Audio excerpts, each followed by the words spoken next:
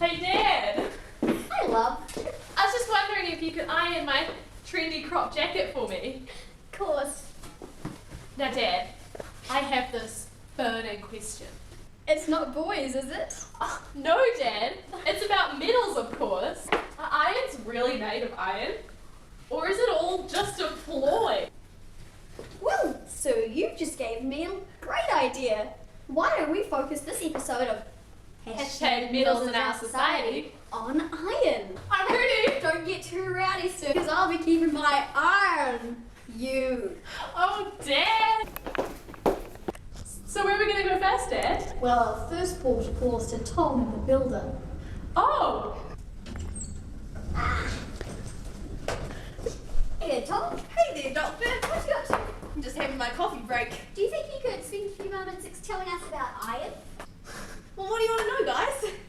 Well, we were wondering where we can find iron in New Zealand. Oh, there's tons of iron in New Zealand and all over the world. They come from these little things in the Earth's crust. They are minerals called ores, but not the ones used to row your boat.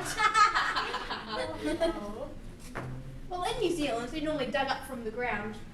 Unfortunately, we don't have a lot of iron ores in our rocks, so we find them at the beach. And we all know, as Kiwis, that we have a lot of beaches in New Zealand. At the beach, we can find iron sands. And from this, a chemical reaction is produced, which turns it into the iron we use to make stainless steel and other alloys. Wow, that's so interesting. Okay, so there are a few chemical properties that iron has. One of them is that it is a very active metal.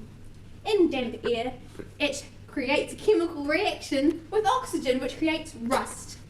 However, if we heat this baby in dry air and form it with other metals to become an alloy, such as stainless steel, then we can avoid that happening.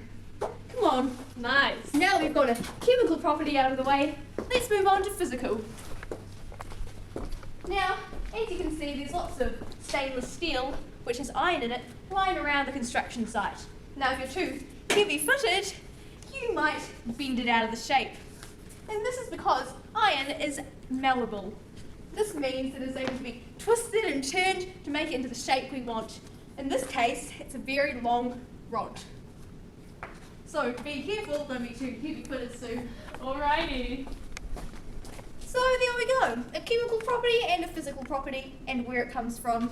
Oh, see you next time on Hashtag Metals in our society. Let's go to the next person. Hurry, so we don't want to miss lunchtime with Boris the cook. He will be very enlightening. Great.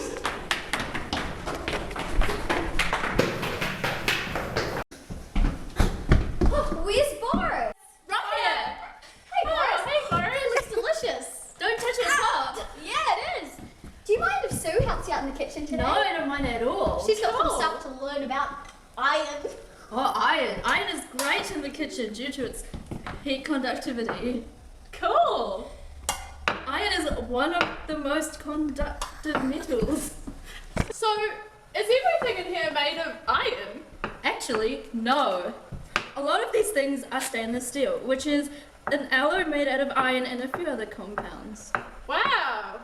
Something smells really good. Oh, my soup.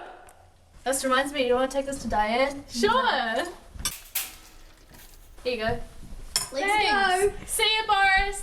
That was awesome. I know. And now we're off to see Diane, the office lady. Cool. Yeah. Hey, Diane. Hey there. Hi, hello there. Here's your soup. Thank you. Well, today on Hashtag Metals in our Society, we're learning about iron. I was wondering if you, the office lady, could enlighten us on how it helps in your everyday life. Well, of course.